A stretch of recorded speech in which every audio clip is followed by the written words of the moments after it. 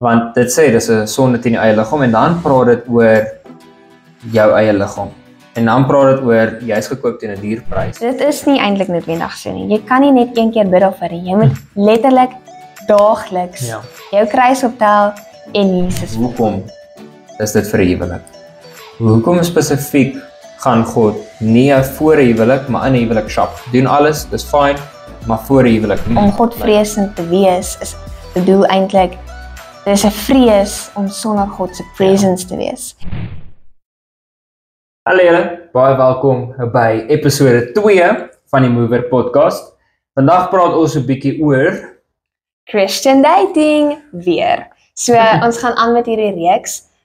En vandag gaan ons praat oor iets wat nie 'n baie lekker topik is nie, maar dit het definitief 'n groot deel geword van vandag se verhoudings. Ja, ek het 'n bietjie statistieke gaan trek.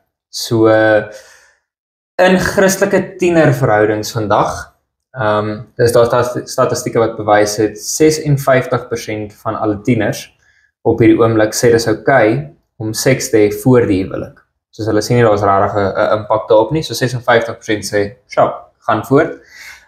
Dan die statistiek wat vir my die scarieste was 36% van Christelike tieners is aktief in 'n seksuele verhouding. Okay, so dit beteken enigiets is seksueel, hulle is in daai tipe verhoudings. Die scary gedeelte kom in dat in vergelyking met 'n nie-gelowige, hulle is 5% minder likely om in so 'n verhouding te wees.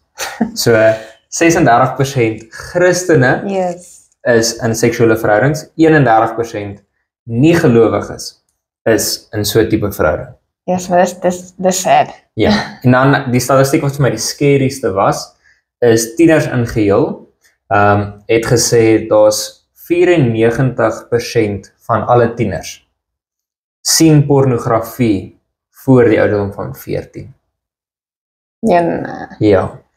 Statistiek het eintlik bewys dat meeste tieners se eerste exposure aan pornografie is al op die ouderdom van 11.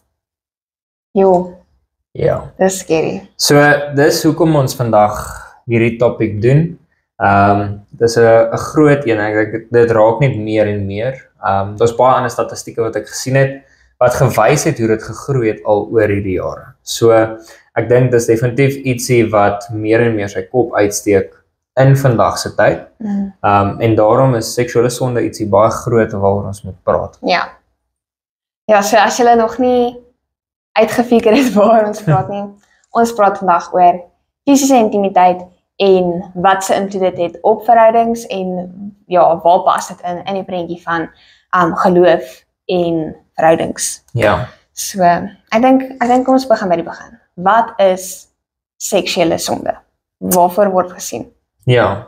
So die eerste ding wat altyd by my oppop as ek dink aan seksuele sonde is die enigste sonde in die Bybel wat sê dis teen jou eie liggaam. Okay. So ek dink as ons gaan kyk na elke ander sonde, jy weet dit sê dis teen God, jy weet is buite die liggaam. Seksuele sonde sê spesifiek dis ietsie wat teen jou eie liggaam is. En dis 'n sonde wat baie teenstrydend is met God se perspektief van huwelik. Maar as ons nou 'n bietjie meer spesifiek dalk moet noem oor wat se tipe goeders dit alles insluit. Seksuele sonde is enigietsie fisies buite 'n huwelik. Bedoel en dinge wat nie bedoel is in 'n huwelik nie. So jy weet ons kan baie verskillende goeders na kyk en ek is seker die meeste mense weet in elk geval wat die tipe goeders is, maar dit kan ook goeders buite die huwelik wees.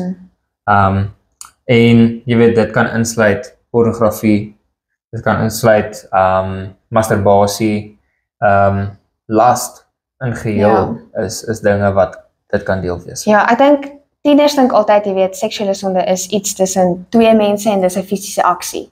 Ja, maar ek het ook so gedink. Ja, maar dit is nie.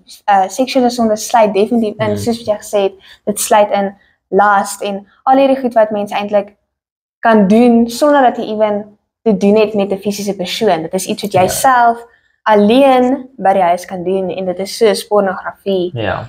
Masturbasie is 'n groot ding. Ek dink baie tieners weet nie wat is eintlik masturbasie nie. Kan jy ook Ja, te dis clarify? ietsie net so masturbasie door die definisie kom eintlik net neer op selfplesier. So dis om seksueel eintlik in jouself of met jouself te wees. Maar ja, ek dink iets wat ek graag met bietjie meer wil uitbrei oor is juis 1 Korintiërs 6 wat praat oor sexual sin is a sin against your own body. En die rede hoekom ek juis bietjie daaroor wil praat is as jy dit gaan lees en ek sal voorstel gaan lees dit, want dit sê dis 'n sonde teen die eie liggaam en dan praat dit oor jou eie liggaam. En dan praat dit oor jy's gekoop teen 'n dierprys. Jy weet, die probleem van seksuele sonde is ja, dis teen die eie liggaam, maar jou liggaam is gekoop teen 'n dierprys. Dis eintlik nie meer jou liggaam nie, God se. En dan kom daai vers wat sê jy is 'n tempel van God. So jy weet eintlik is dit 'n sonde wat direk teen God gaan. En ek dink dis hoekom dit vir my so groot een is. Ja, en daar wat jy gesê het, jou liggaam is gekoop en wat jy gesê het, jou liggaam is nie meer jou eie nie. So wanneer ons single is, jy weet ons liggaam, dit is moeilik om te dink want jy is jou eie mens en daar's niemand in jou lewe nie. Ja. Maar jou liggaam behoort aan God. En dan al tree in 'n huwelik en jou lyf is nog steeds nie jou eie nie. Wanneer jy in 'n huwelik intree, dan jou man en vrou kry authority oor jou liggaam. En daar's juis 'n vers 1 Korintiërs 7 vers 4 wat juis oor dit praat. En ek dink jou liggaam is 'n tempel en jou liggaam is so waardevol en ons moenie net daar buite gaan rondloop en dit vir enigiemand kan gee nie. Dit is juis, ons moet dit hou, want dit is jou man of jou vrou se geskenk wat hulle eendag kan ontvang. Ja. En net hulle het die reg om jou lyf te sien, soos wat God dit geskaap het, verstaan? Ja. En ek dink, om weer terug te kom by die statistiek wat ek nou genoem het, 56% van Christelike tieners sê dis okay om seks te hê voor die huwelik. Dis okay om seksueel te verkeer in daai seksuele sonde wat ons nou genoem het voor die huwelik. En ek dink ietsie wat baie opkom wat ek al gesien het, is baie keer, jy weet, het ek al met groepe verduidelik, jy weet, soos dit verheerlik nie God nie. En hulle reaksie is ja, maar hoekom mag ek nie? Jy weet, hoekom kan ek nie seks hê voor die huwelik nie? Hoekom kan ek nie in hierdie seksuele goeders verkeer nie? En baie keer wat ons hoor vandag, veral oor see, maar selfs in Suid-Afrika begin ons dit hoor, is mense wat gaan, nee, maar jy weet, ons moet saam bly voor die huwelik. Ons moet hierdie goeders uittoets, want jy weet, ek moet die kar toets bestuur voordat ek in 'n huwelik ingaan. Iemand in nou dag toe hoor ek dit, toe gaan hulle hulle hartseer dat ons onsself vergelyk met 'n kar. Jy weet, ons vergelyk 'n mens se waarde dieselfde as aan 'n kar. Wat obviously nie die ding is nie. So, ek dink ons gaan 'n bietjie oor na hoekom is dit vir 'n huwelik? Hoekom spesifiek gaan God nie voor 'n huwelik, maar in 'n huwelik shop? Doen alles, dis fyn, maar voor 'n huwelik, bly weg. Wel, ek dink soos God het dit baie duidelik gemaak in die Bybel. Kom ons kyk, waarvoor is seks? Verstaan, wat is God se intensie daarmee? Hoekom is dit daar? En die een obvious een is een vir voortplanting. We need some babies and kids. En die een is dit soos be fruitful and multiply, sodat die generasie nie uitsterf nie. Verstaan, dit is 'n groot een. Dan Ja, is letterlik God se eerste opdrag. Ja. Ja. Die tweede ene is juis 'n man en vrou word een. Wanneer hulle trou en wanneer hulle seks het, is dit soos om een te word. Ja. Ja, is funny. Sodra mense daai woorde gebruik, dan is dit gewoonlik wanneer jou ma gaan inkom. So as jou ma nou net ingekom het, asseblief laat weet my, dat ek saam met jou kan lag. Dis al drie awkwardste ding. Jy kyk 'n movie en dan iewes klik op daai oomblik. Dan kom jou ma en sy soos die hele movie was fyn. En nou gebeur dit. Of jy weet, iewes skielik begin hierdie mense oor weird goed praat. Maar in elk geval. Ja, ek dink dis 'n huge ding. Is God het 'n baie spesifieke doel en intensie gehad met seks met daai huweliksverbintenis. En dis definitief ietsie wat ons bietjie meer oor gaan praat in die podcast. Maar ek wil hê jy moet dalk oor gaan, jy het vroeër vir my verduidelik van daai bruid, daai prentjie van die bruid. Hoe koppel dit aan daai seksverhouding? So, wat ek bedoel met, soos daai prentjie van die bruid wat ek vir jou verduidelik het is, jy weet ons word een met ons man of vrou in 'n verhouding. Maar nie net in 'n huwelik nie, dit is letterlik met enigiemand met wie jy slaap voor of na die huwelik. Jy is een met daai persoon. Ja, julle word one flesh. In Genesis 2 vers 24 letterlik sê, that is why a man leaves his father and mother and is united to his wife and they become one flesh. Ja. En dit is regtig nie net 'n man en vrou nie, dit is letterlik met enigiemand met wie jy nou gaan staan en slaap. En die probleem is, nou slaap ek met hierdie persoon. Nou is ons een. Nou breek ons op. Tegnies al wat gebeur is die titel val weg. Ek en jy is nie meer in 'n verhouding nie, maar ons is nog steeds gebind as 'n persoon. Eintlik, ja. Eintlik is ons nog steeds gebind as 'n persoon. Nou gaan slaap met die volgende persoon. Nou gaan slaap met die volgende persoon. Dis hierdie een hele ry van mense met wie ek eintlik een is. Ja. En die probleem is daarmee, nou ontmoet jy jou man of jou vrou. En jy wil jou alles vir daai persoon gee. Maar jy kan nie, want jy is gebind aan al daai ander mense. Jy is nog steeds een met al daai mense. So jy kan nie een wees met jou man of jou vrou ten volle nie. En ek dink, dit is soos daai vraag wat ek vir jou gevra het. As jy dink aan 'n bruid, wat dink jy? Ja. So, dit was my baie weird vraag, want soos ek sê, jy beter reg antwoord, ek moet nie verkeerd antwoord. Maar ek het gesê, ek dink juis aan die wit rok. Ek dink dit was my eerste gedink. Ja, jy het gesê, jy sien wit. Ja. En dit is actually symbolies, wit is symbolies van purity. En dis juist hoekom 'n bruid wit dra, is om purity te simboliseer. Ja. En dis nou, jy weet hierdie bruid stap by die aisle af na 'n man toe, sy's nou op pad in hierdie huwelik in, sy's skoon, sy's mooi, sy's pure. Ja. En om nou een te word met haar man.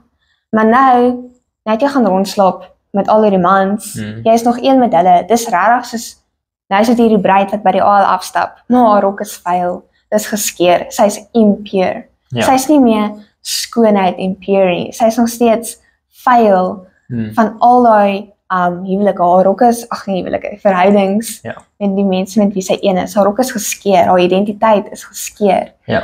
Sy is nie skoon nie, sy is nog vuil van al daai. Ja, ek dink ek het 'n goeie manier dalk om dit te illustreer of ek gaan try. Is ek weet nie of jy al gesien het daai mense wat soos 4 honde het en dan gaan stap hulle met al 4 honde, maar dis een leash. So die eienaar kan net een ding vashou, maar dan het hy 4 toue waarin hy kan gaan. So dit klink baie cool. Maar die ding is, ons het al baie met julle honde gaan stap en ons koek soos nog iets hier en ons elkeen het 'n eie leash. Nou dink ek net op daai ding, jy weet, daai honde kruis om 'n boom, die een gaan links, die ander een gaan regs. Jy is geskroef, verstaan, daai toue begin later aan weave in mekaar en goeie soos dit. En jy weet, dit raak amper onmoontlik om dan net een hond te kan beheer. En ek dink dieselfde is waar in 'n huwelik. Sodra ons begin rondslaap met verskillende mense, en ons kom uiteindelik by ons man, dan wil jy eintlik net die koneksie hê met jou man, met hierdie 3 of 4 ander wat eintlik gekook is en goeie soos dit. En toe dink ek, jy weet, 'n manier om dit dalk te verduidelik is elke keer wat jy met iemand gaan slaap voor die huwelik, is jy besig om 'n tou tussen julle te maak. Maar die ding is, daai tou kan strek. Okay, so jy gaan regs, ek gaan links en daar split hy. Maar die ding is nou connect jy weer met 'n ander persoon en jy het nou weer 'n tou. En ek connect met 'n ander persoon en daar's weer 'n tou. En hulle, daai een gaan dan links en die ander gaan weer regs en dan is daar nou weer gekoekspel so. En daai ding hou net aan en aan koek totdat jy in die huwelik kom en jy besef, maar hoekom het ek nog 'n gedagte oor hierdie persoon? Weet, hoekom is daar nog emosie teenoor hierdie persoon? En ek dink die eerste keer toe dit vir my duidelik gemaak was ek het 'n besoek gehad met 'n jong vroutjie en sy sê toe vir my, jy weet, sy is so dankbaar vir haar verhouding en sy gaan net soos jy weet, hulle jaag God na in 'n skoon. En ek gaan toe, joh, maar hoekom het jy gedink dit is belangrik om dit vir my te noem?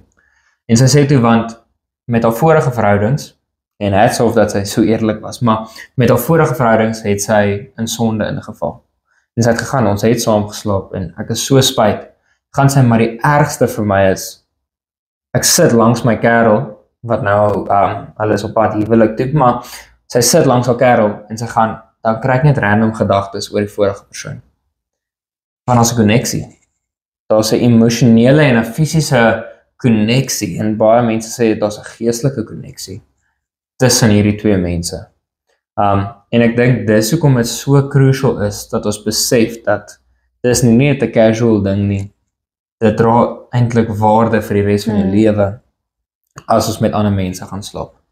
En ek dink ook, soos dit bring baie distraction in die huwelik in. Want kom ons, byvoorbeeld, jy weet, God het dit gemaak vir die huwelik. Jy is nie veronderstel om met meer as een persoon dit te doen nie. Want wat gebeur ook is, nou tree in 'n huwelik in, en julle doen dit nou. Jy het nou met 50, okay, ek spreek baie, met baie ander mense nou geslaap, en wat gebeur is, dit skep insecurity vir jou man of jou vrou, want jy is besig om te vergelyk, onbewuslik. Jy is nie veronderstel om ander mense in daai posisie te sien, jy is veronderstel om net jou man en vrou te sien, en jy is nie veronderstel om enigstens 'n vergelyking te kan skep nie. Ja, ek dink wat vir my eens, ek dink een van die horribleste goeders moet wees, is om eendag dan by jou man of jou vrou te kom sit, en ek wil clarify, ek dink baie keer stap mense in 'n verhouding in, en hulle sê, jy weet, maar ons gaan trou. Jy weet, ons almal, as 'n tiener, jy tree in 'n verhouding in, en jou eerste reaksie is soos, nee man, hier is die een, hier is met wie ek gaan trou, ons is saam vir ewig, en ons het al soveel keer vriende gehad, wat gegaan het soos, dis my trouman, dis my trouvrou, en dan 'n maand later breek loop, soos, okay, sure, dit was 'n baie vinnige huwelik. Maar, jy weet, ons vat baie keer hierdie approach, maar ek kan, want dis my man of my vrou. Dit is nog nie 'n man of jou vrou nie. En ek dink die grootste vrees kom dan in is, nou moet jy vir daardie persoon, jou man of vrou, actually eendag gaan verduidelik, hoorie, jy is nie my eerste nie. Ek het al, en dadelik, soos jy sê, is insecurities tussen julle twee, en dit bring 'n divider tussen julle, want dadelik begin hierdie persoon dink, jy weet, maar, jy weet, is ek eintlik die enigste persoon, jy weet, wat gaan nou keer om dit te vergelyk met die vorige goeders, Ja, ek stem saam. Maar as ons nou byvoorbeeld kyk na, ek het op hierdie ding slaan, as ons kyk na nog 'n intensie van God vir dit, is, dis juist ook vir daai liefde, om daai liefde te wys. En ek dink, soos wat jy gesê het ook, is, baie tieners sê dan hierdie vraag, okay, maar jy weet, as dit vir liefde is, as dit gemaak is om geniet te word, want die Bybel sê ook, dit is daar om geniet te word binne huwelik. Gaan lees net Song of Solomon, en jy weet presies. Ek sal my nooit voorstel nie, maar ja. Nee, maar ek bedoel net, soos God het nie net gemaak vir unity, vir een wees, vir voorblanding nie. Hy is actually gemaak om te geniet in 'n huwelik. Maar baie van hierdie tieners, wat ek ook al gehoor het, is soos hulle het hierdie vraag, ek, maar as dit gemaak is vir liefde, as dit 'n manier is van liefde wys, hoekom kan ons dit nie dan hê in 'n datingverhouding nie? En wat is die antwoord is daarop? Ek sal sê, sorry, ek het 'n baie cool noot oor hierdie.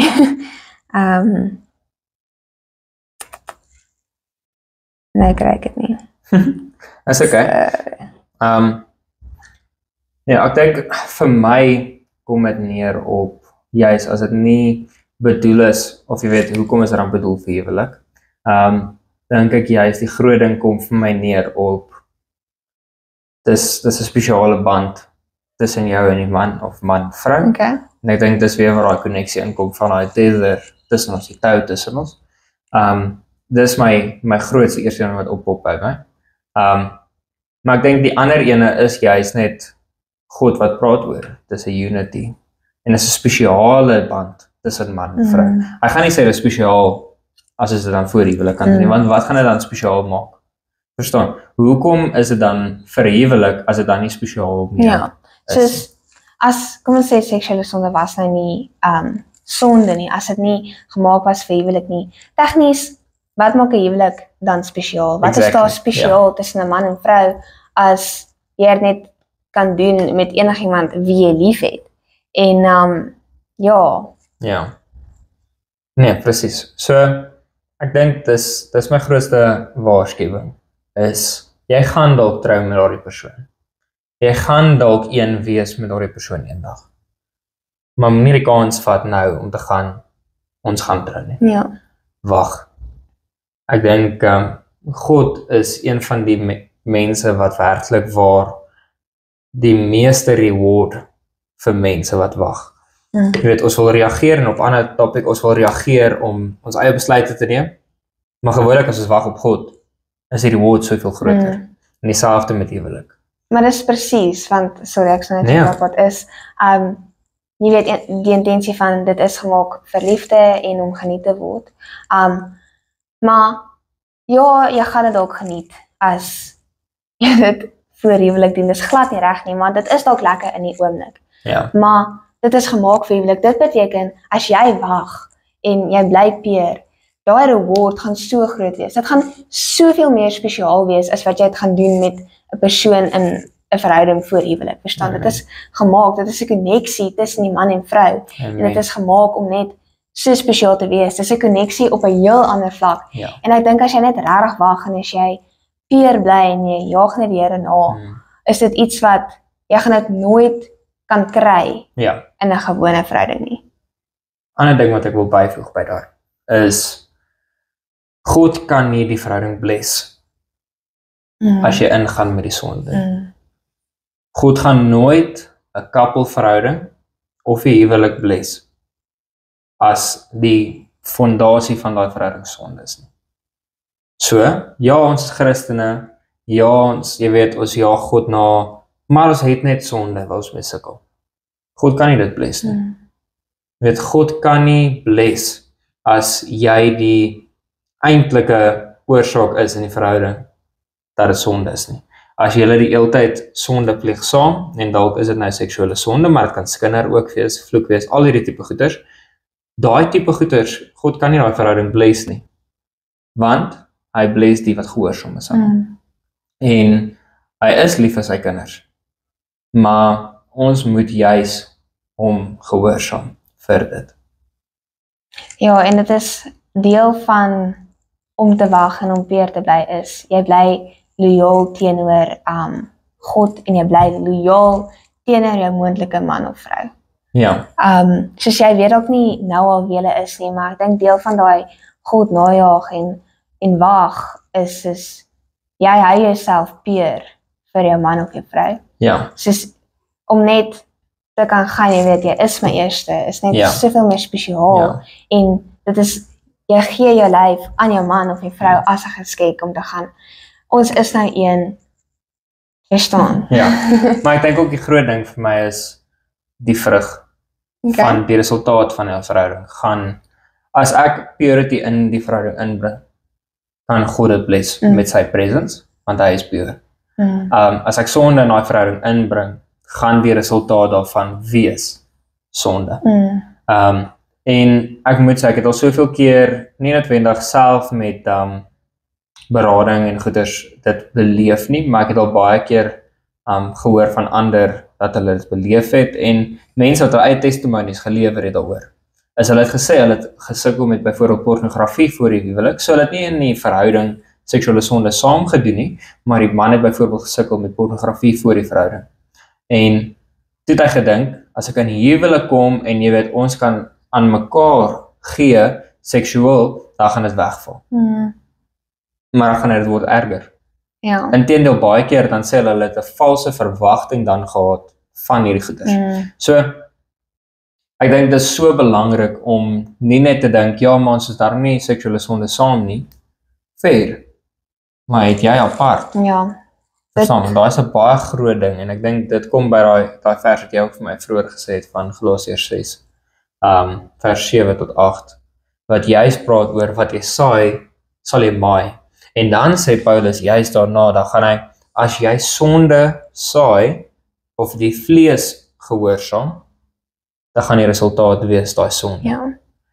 En dan die ander gedeelte daarna in 9, dan sê hy eintlik juist, as ons die gees gehoorsaam, gaan die resultaat wees gehoorsaamheid aan God, deur die gees. So, dit is so belangrik om te besef, dat as ons na huwelik intree, jy weet, dis 'n resultaat van dit wat voor het gekom het. Maar dis ook soos om terug te kom by, jy weet, jy's in 'n verhouding met iemand en jy weet dalk julle gaan trou, of wat ook al jy het hierdie redenasie van julle gaan trou, is, jy weet, nou beoefen julle seksuele sonde, maar jy beoefen nog steeds seksuele disobedience. En die ding is, dit groei, dit gaan nie net iewes skielik weggaan, nou trou ons, nou is dit okay nie. Jy bring dit nog steeds in jou huwelik, al trou jy, al is dit nog steeds dieselfde persoon, verstaan? En ek dink dit is Johannes 8 vers 34 wat sê, jy weet, daai is wat sonde beoefen, word 'n slaaf van sonde. En dis is, nou beoefen ons dalk seksuele sonde voor huwelik, nou trou ons, nou is daai aksies okay, maar seksuele sonde bly nog steeds vas in ons verhouding. So dit gaan kom dalk op, die couple is dalk, hulle gaan dalk meer pornografie wil najaag, verstaan, of nie najaag, verstaan, hulle het 'n groter kans om dit dan te beoefen. Of om te cheat op die persoon. Ja, enigiets is dit. Ek dink ietsie groter as dit selfs is, en ek dink dis 'n baie valid punt wat jy genoem het, maar as jy slaaf word van sonde, beteken dat jy is nie 'n slaaf van God nie. Bedoelend, jy is nie gehoorsaam aan God nie, jy het nie eintlik al intimiteit met hom nie. So, hy is nie jou nommer 1 nie. Wat beteken in die huwelik, gaan God ook nie hulle nommer 1 wees nie. En ja, jy sit ook voor die tyd te gaan, nee, God gaan ons nommer 1 wees, sharp. Okay? Maar hoeveel keer het jy al gesê, gaan iets doen, en jy het nie dit gedoen. En ek dink, dit is soveel duideliker, as ons nie voor die tyd al God die nommer 1 maak nie, gaan hy nie ewe skielik in die huwelik die nommer 1 word nie. Jy weet, as jy nie Desember al klaar begin hardloop het nie, gaan nie ewe skielik in Januarie elke dag 10 kilos hardloop nie. Dit is 'n nuwejaarsvoorneme, maar hoeveel keer het jy al gefaal met jou nuwejaarsvoorneme? So, net omdat ons dit in die voor die tyd nou gedoen het, te gaan, nee, maar jy weet, dis okay, want dit gaan die huwelik indra, ja, maar jy dra sonde in die huwelik in. En dit gaan 'n resultaat wees van ander goeders gaan ook in daai huwelik inkom. Ja, dis al hierdie baggage wat jy nog steeds. Dis is as jy nie losbreek van daai mense met wie jy voortyd geslaap het nie. En ons gaan in die volgende episode 'n bietjie daaroor praat, maar as jy nie losbreek van daai persoon nie, draai hulle saam met jou in die huwelik in. So die ander gedeelte wat jy vir my so mooi verduidelik het. Forest fire versus campfire. Ja, so dink aan 'n vuur byvoorbeeld. Ons sien 'n campfire en dit is lekker, want jy weet, ons kan rondom hierdie campfire sit en dit is lekker, dit is gesellig, ons kan dit geniet. Maar dink aan 'n ander aspek van 'n vuur is 'n forest fire. Dit brand af, dit breek habitatte af vir diere en dis net destruction everywhere. Nou kyk jy, ek kan maar voordat jy verder gaan. Ek dink ietsie wat ek wil noem is, wat is die een van die grootste oorsake van 'n forest fire? Weet jy? Nee. Sigaretstompies. Okay. So dingetjie is die oorsaak dat duisende hektar afbrand, honderde kilometers van bos afbrand. En dieselfde is waar in 'n verhouding. Is dit iets kleins? Dit begin baie klein, maar die effek is, dit hou net aan en aan. En so, ja, nee, ons doen ietsie wat ons nie eintlik moet doen nie, jy weet, maar is nie so groot nie, ons het nie seks aan nie. Maar die resultaat gaan wees. En ek dink dis iets kleins, soos jy raak gemaklik dalk om vatterig te raak, of iets kleins, rarig iets kleins. Jy begin dalk met ouens wat meisies foto's like wat dalk bietjie minder wys, verstaan dit. Of 'n meisie wat nie haarself modestly aantrek by die ou nie, want dit is net 'n kerel. Ja, hy is veronderstel om haar te respekteer en dit is nie veronderstel om,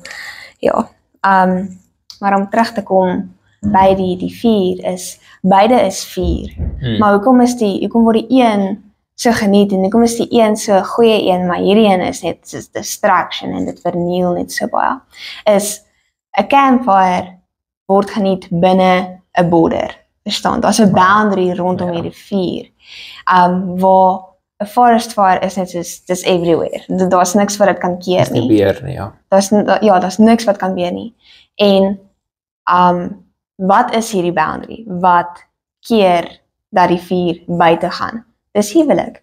En ek dink ons kan die 4 vergelyk met juis seksuele aksies. Is binne 'n huwelik, dis lekker, dis daar om te geniet. Dis honorable. Ja. Maar sodra dit buite daai boundary is en versprei, sodra dit buite die huwelik is, dan bring dit net soveel distraction vir enige verhouding ook. En ek dink, om terug te kom by dit is gemaak om te geniet, om geniet te word, is, jy weet, tieners dink, dis nou lekker in die oomblik. Maar, dis nou lekker in die oomblik, maar oor 'n paar jaar of wat ook al, dit drein jou bietjie vir bietjie. Ja. En dit los jou net soveel leer as wat jy was. So dis dalk 1 stapie vorentoe, 2 stappies terug. Verstaan jy? As jy dryf jy leer eintlik verder van hier af. baie verder. En die ding is, jy besef dit nie, totdat jy, ek wil sê terugkyk, maar jy is nie voor nie. So totdat jy kyk waar jy is, nie is eintlik baie verder terug as waar jy was. Ja. Jy is baie leer as wat jy was. Maar ek dink dis iets wat, jy voel nie leeg die volgende dag nie, verstaan? Jy gaan dalk as God jou aanspreek onmiddellik, maar dit is iets wat bietjie vir bietjie jou bietjie afbreek, jou drein, en dan sê net, eendag gaan jy jouself evalueer en gaan, hoe het ek hier opgeëindig? Hoe is ek in hierdie gat? Ek voel glad nie geliefd deur enigiemand nie, dit voel of ek nie lovable is nie, verstaan?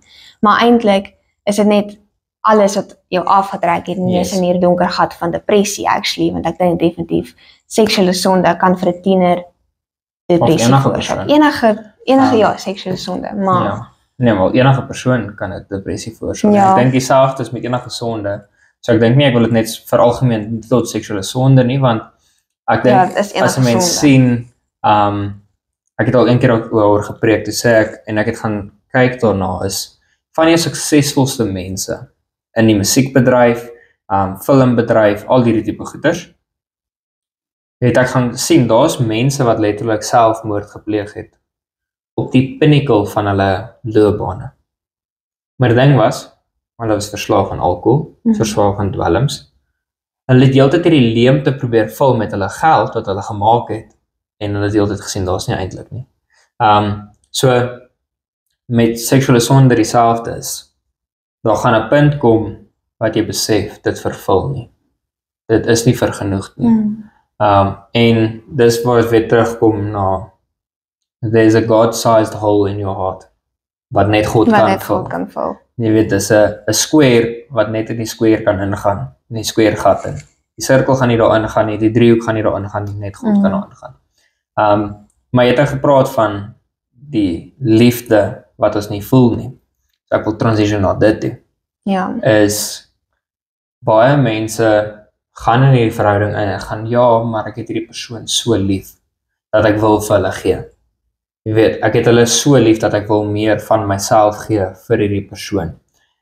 Nou God maak dit baie duidelik, binne huwelik, binne daai 4 boundary wat ons gesê het by die Bouma, is dit liefde genoem. Maar die forest fire, buite die boundary van huwelik, word dit lust genoem. So, ek dink ietsie waaroor ons dalk kan discuss en mee afsluit vandag is, wat is die verskil tussen love en lust? En dit is een van die vrae wat ons die meeste gekry het, uit die QR-code uit en die vraelyste wat ons opgesit het, was verduidelik, wat is die verskil tussen love en lust? Want dit is 'n moeilike boundary om te besluit, want soos jy sê, altyd is 4. Ja. So, hoe weet ons wat is die boundary tussen die twee, ja? So ek dink as ons basically 'n tabel kan trek in ons kop, en ons sê die een is love, die een is lust, en ons vergelyk hulle teenoor mekaar, is, jy weet, liefde is godly. Lust is worldly. Ja, God is letterlik liefde. God is letterlik liefde. En dan kyk ons ek na, liefde is God honoring, waar Lust is die teenoorgestelde en lust is selfsugtig. Dis 'n desire vir iets wat jy nie kan hê nie. Verstaan? Sorry. Ek het jou gesien traan. Ek hou al so lank in. Jammer vir jou ore. Ja, ek dink net soos as ons kyk na seksuele aksies, uit liefde, dis holy, waar lust is die teenoorgestelde. Ja, as jy ook 'n voorbeeld kan gee of 'n definisie wat so dit is. Ja, ek dink love eerstens is die fokus is God, want God is liefde. So ek wil hom verheerlik. Dis love. Wat ook beteken, dis onselfsugtig. Lust is selfsugtig. Ja. En ek wil myself verheerlik. So ja, dalk is dit ek wil vir die ander persoon gee, maar is om te gaan nee vir God en ja vir jou. En dis waar jy die ander persoon bo God staan. Ja. En dis hoekom ons laasweek gepraat het oor daai fondasie. Is die fondasie God. Want dis die groot verskil tussen die twee. Is as dit liefde is, gaan dit God verheerlik, want God is liefde. So vir ons om te sê ietsie is liefde, moet dit in lyn wees met wat God definieer as liefde en hy definieer liefde as homself. So lust aan die ander kant beteken dit is enigietsie wat dan teen God is. En dit kan wees, jy weet as ons nou actually fisies praat van wat lust is dit goeders soos om net te kyk. Jesus maak dit baie duidelik dat as jy net, jy weet in die Ou Testament was dit as jy slaap met 'n ander persoon verkeerd. Toe kom Jesus in die Nuwe Testament en gaan ek maak dit nog moeiliker vir jou. As jy net even kyk na 'n vrou met lust, dan het jy klaar gecheat op jou man of vrou. So dis is 'n groot verskil vir my. En ek dink ultimately tussen die twee is die een gaan jy goddelike vrug sien. Galasiërs 5:22 en 23, jy gaan daai vrug sien. Of, en ek weet sommer vir feit, jy gaan nou daai vers lees, 1 Korintiërs 13. Okay, jy weet dit, die vrug daarvan, dit is liefde. En lust aan die ander kant is Galasiërs 5 ook, vers 19 tot 21, praat oor die verkeerde dinge van die wêreld. En dit is dinge wat nie God verheerlik. Ja. Maar ja, as ons actually kyk na liefde, die definisie van liefde is in die Bybel. Want God is liefde. As ons kyk na 1 Korintiërs 13 vers 4. Ek het hom hierso. Ons kyk, love is patient. As jy regtig waar die persoon lief is en liefde oorheers in julle verhouding en julle het God meer lief as die ander persoon, dan is jy bereid om te wag. Jy is bereid om te wag tot huwelik, want jy wil nie wegtree van God se presence af nie, verstaan? En jy wil hê die ander persoon moet ook groei in hulle verhouding met Here. So, jy weet jy's patient en jy wil nie hê daai persoon moet enigstens wegtree van hulle verhouding van God af nie, want jy's lief vir hulle. Okay, maar love is patient, lust is impatient. Love is kind, it does not envy, it does not boast, it is not proud. It does not dishonor others.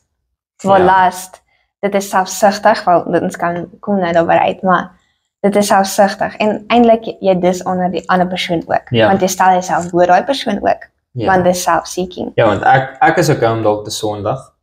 Jy weet, so ek is gewillig om dalk te sondig en nou gaan ek jou saam aftrek. So, jy weet, ek dishonor jou deur jou saam af te trek met my. Dan gaan hy aan. It is not self-seeking. It is not easily angered. It keeps no record of wrongs. Love does not delight in evil, but rejoices with the truth. So love, nou laaste ene, does not delight in evil. Is vir my letterlik om te gaan liefde, jy weet, delight in dit wat goed is, in God. Lust, delight in evil. En ek dink die ander ene, en dit was my ietsie daarso van, jy het gepraat van die patience, of dit is heel eerst een gewees, is, ek dink 'n ander manier om liefde teenoor lust te vergelyk, is liefde is om te fokus op dit wat ek reeds het, en om God te dank vir dit wat ek reeds het, So, ek het jou lief vir wie jy is nou. Ek fokus nie op, jy weet, kan jy dieselfde kos maak soos my ma, of nie regtig dat dit 'n goeie voorbeeld is nie. Maar, maar jy maak nog steeds lekker kos. Okay. Maar, soos, jy weet, dis nie om te vergelyk om te gaan, nee, maar jy's nou nog nie daar waar ek wil hê jy moet wees nie. Dis om lief te hê vir wie jy is al klaar. Die persoon wie jy reeds is. En last aan die ander kant is nie wat ek het nie, is wat ek soek. So, last is weer die fokus is, ja, maar net nog 'n stapie. Jy weet, ja, maar ek wil dit nog verder express, so kom ons doen hierdie. So, ek dink daai is vir my 'n baie goeie opsomming ook van die twee. Ek dink nogal, wat ek nou aan gedink het, is byvoorbeeld lust, jy weet, dit is 'n najaag na happiness. En wanneer ons die twee vergelyk, joy en happiness, ek weet dit is nou Engels, maar jy weet, ons vind regtig waar joy in die Here. En dit is nie, joy is nie gebind aan omstandighede nie, verstaan? As jy regtig joy vind in die Here, maak nie saak van die omstandighede, jy gaan nog altyd rejoice as gevolg van die Here. En ek dink Filippense 4, jy is Paulus in die tronk skryf Filippense 4 vers 4. Ja. Verbly jou nie. Ja. So rejoice. Hy sê dit in die tronk. Ja.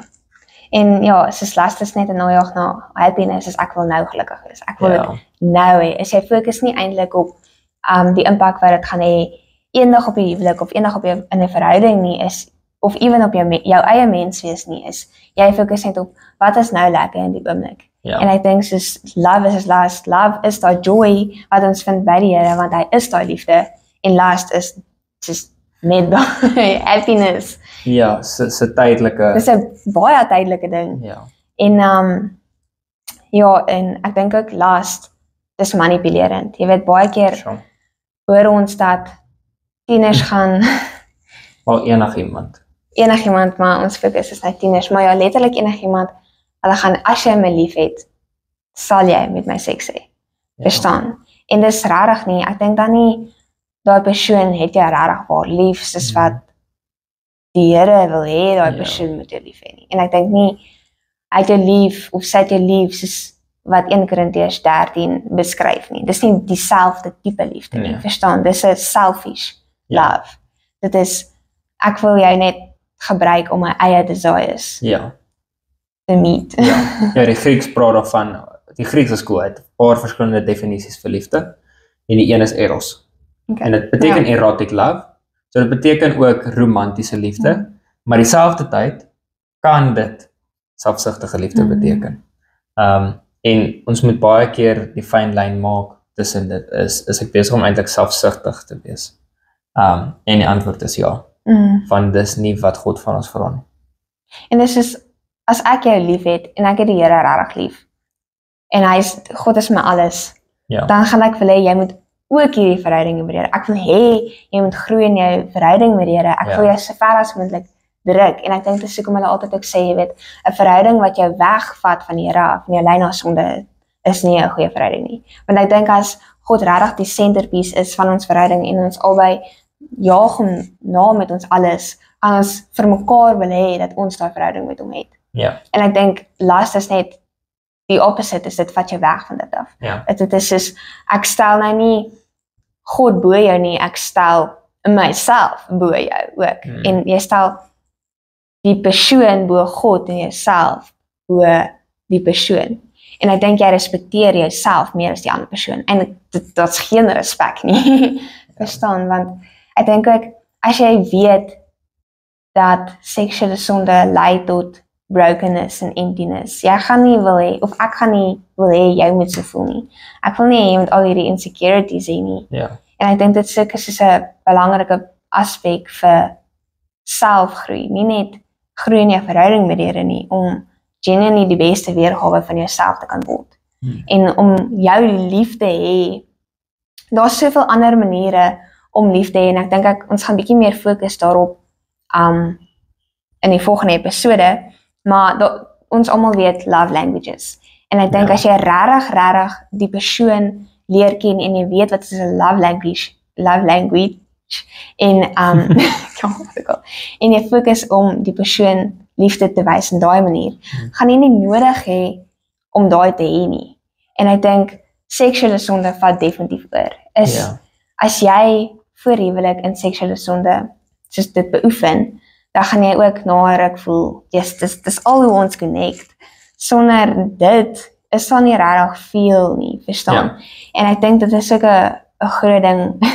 En ons gaan in die volgende episode daar praat is, as dit nie daar is nie, dan moet jy oormaat liefde wys in 'n ander manier, verstaan? Daar moet glad nie plek wees vir dit nie. En ek dink baie keer mense val dalk so doen, kom ons sê ons fokus nou op die liefde en ons skryf nou die las uit, is jy voel dit is al manier hoe die persoon jou gaan lief hê, of jy voel daar's 'n lack van liefde, nou is die maklikste manier van liefde wys is dit. Is jy maak nie eens moeite om die persoon te leer ken. Dis letterlik ek voel baie ver van jou af. Ek voel nie het my lief nie. Wat is die maklikste manier om dit te resolve? Seks. Ja. Ek dink soveel keer as ek met 'n tiener meisie al gepraat het, dan gaan sy, jy weet, iemand wat nou in daai situasie was, dan sê sy altyd, sy wou vir hom wys, sy is lief vir hom. En dan kom dit terug op, want sy het nie gevoel, hy is met lief vir haar nie. So daai is so valid. Voordat ons klaar maak, wil ek jou vra, is daar enigiets wat jy nog ekstra wil hê? Ja, ek dink is ook, jy weet, nou weet ons wat is last. Ek dink, hoe oorkom ons last? Ek dink dis is, ons almal sukkel daarmee, en een van die vrae was, jy weet, is daar 'n leier wat sukkel met last, en as daar is, hoe het hulle dit oorkom? En ek dink, sonder om met enige leier wat in 'n verhouding nou is te praat, kan ek vir jou sê 100% ons almal het al last beleef. En ek dink daar's hierdie sê ding, as jy veral as jy 'n geestelike sterk koppel is, gaan die duiwel jou definitief aanval met last. En mense dink altyd, jy weet, om nader te tree aan die Here en om na te jaag, gaan dit wegval. Ek dink nie. Want as hierdie ding wat sê, jy weet, voor huwelik, as jy net in 'n datingverhouding is, al wat die duiwel wil hê jy moet doen, is om in seksuele sonde in te val. En dan huwelik is die teenoorgestelde, is hy wil jou net weghou van dit af, omdat dit 'n manier is van een word en unity en stuff. So hy wil letterlik, dit wat God beplan het vir ons, die teenoorgestelde.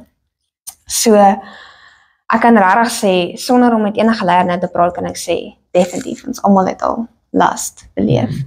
En ek dink dis iets wat maar ja, daar's definitief 'n paar wat ek kan dink wat 'n journey gehad het om regtig gestruggle het, wat nou nog struggle daarmee. Maar ja, ek dink as ek jou kan voorspring met dit, is ek dink die eerste manier is om terug te kom by wat jy nou gesê het, is so as daar nie 'n gap is vir dit in jou lewe nie, gaan dit nie voorkom nie.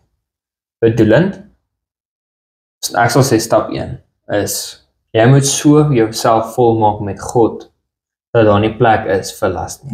Want last is daar so om 'n gat te probeer vul.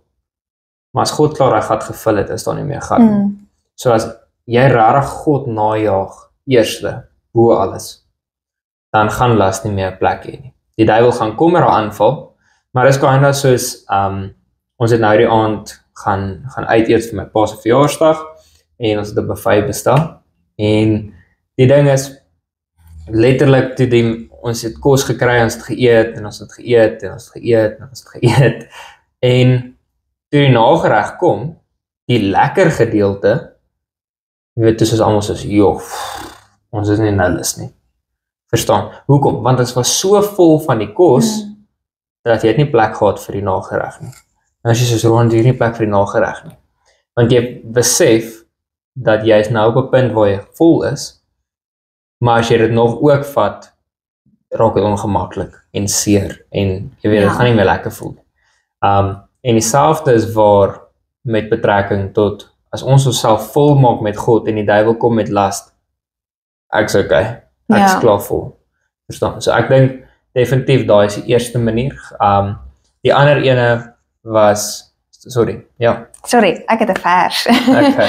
Ek het 'n vers. Ek sal altyd stop vir 'n vers. Net soos om jouself regtig vol te maak en Romeine 13 vers 14 sê dit vir my baie mooi. Is letterlik hulle sê so hulle noem nou klomp goed, hulle praat oor ek sien nie drunkenness, not in sexual immorality en bla bla bla bla, maar dan sê hulle rather clothe yourself with the Lord Jesus Christ and do not think about how to gratify the desires of the flesh. Maar dis letterlik soos wat jy die wapenrusting sal aantrek. Moet jy letterlik elke liewe dag jouself clothe met Jesus en so vol word van hom. En ek dink dit is so mense dink baie, sorry, ek sal nou net terugkom by wat jy wou sê. Ek dink dis baie cool. Mense dink baie keer ek gaan vanaand bid dat ek nie jy weet lust beleef of in seksuele sonde inval nie.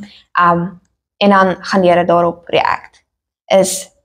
Dit is nie eintlik noodwendig so nie. Jy kan nie net een keer bid daarvoor nie. Jy moet letterlik daagliks jou kruis optel en Jesus volg. Jy moet elke dag bid daarvoor. Jy moet elke dag jouself clothe met Jesus. Want dis al jy gaan sterker word. Dis al jy genuinely dit gaan oorwin. Dit is nie 'n eenmalige ding nie. Dis regtig daagliks. En ek dink dit is ook belangrik om dan geestelik skerp ook te bly. Jy moet jouself heeltyd omring met God. Jy kan nie net 'n vet Christen wees en net op 'n Sondag eet en nie dit beoefen deur die week nie, verstaan? Jy moet dit regtig daagliks doen en dis al hoe jy gaan sterker word met dit.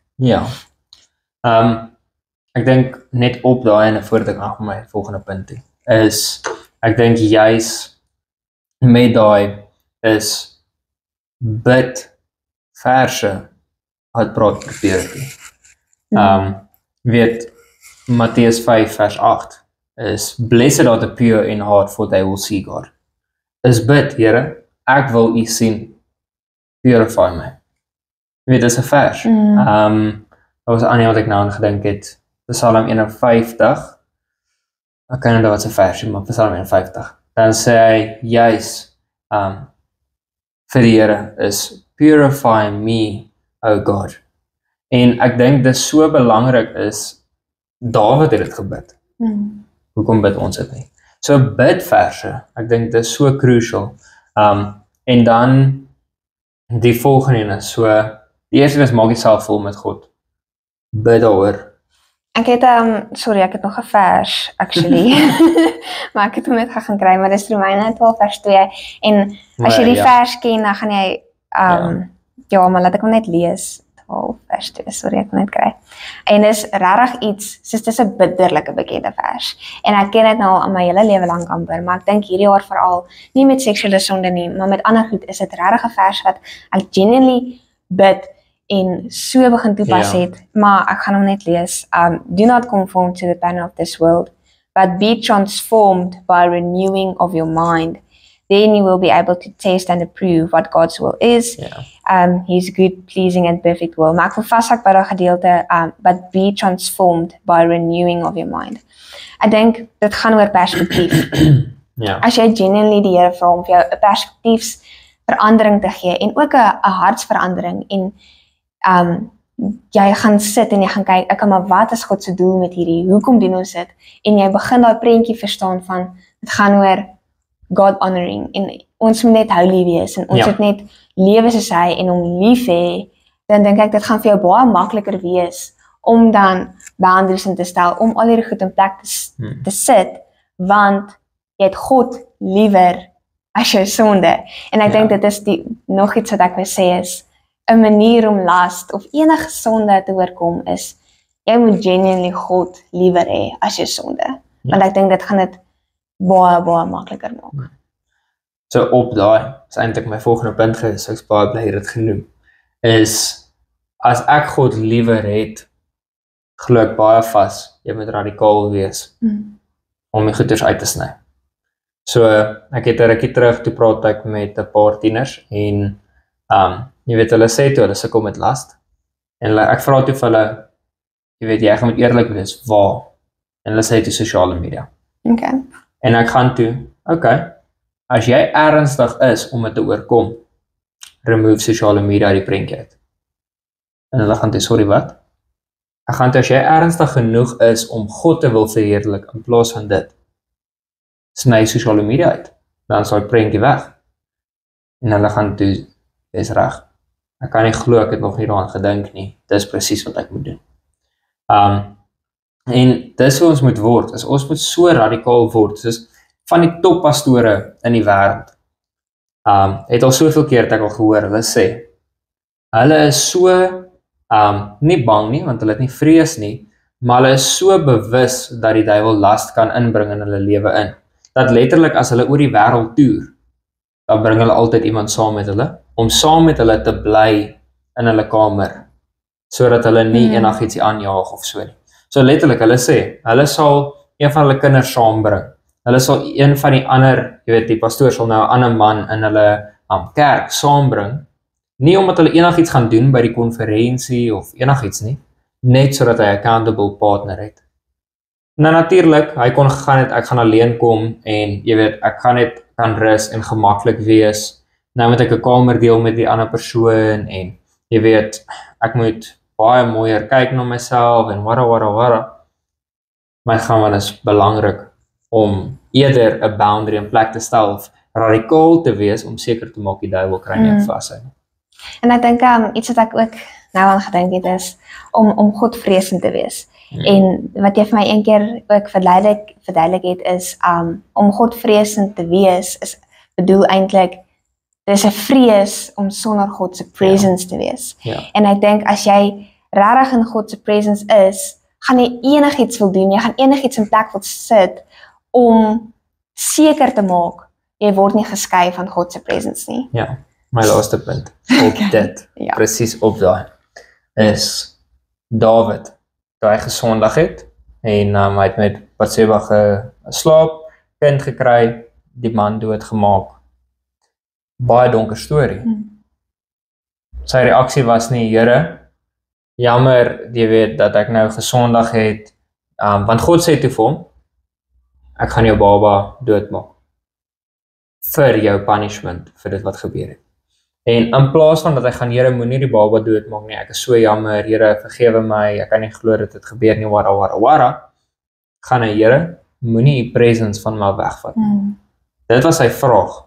As Here, ek wil nie sonder die presence gaan nie, ek weet ek was verkeerd, maar moenie die teenwoordigheid van my wegvat nie. This the fear of the Lord. Ja, dis rarig valid. Ja. Nog ietsie? Nee, ek dink ons het alles gecover vandag. Ja.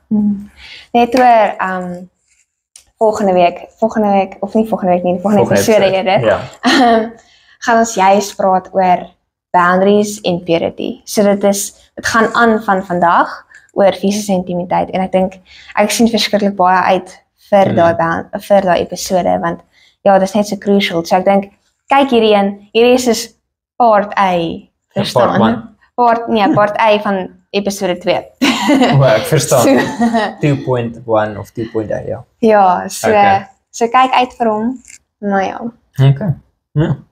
Julle, dankie dat julle gekyk het. Ek sien uit om te sien wat die Here gaan doen in die volgende. En as julle enige vrae het, asseblief stuur dit persoonlik vir ons. Anderste is jy welkom om die link te sit, te klik op die in die description. Jo, voel soos 'n YouTuber nou.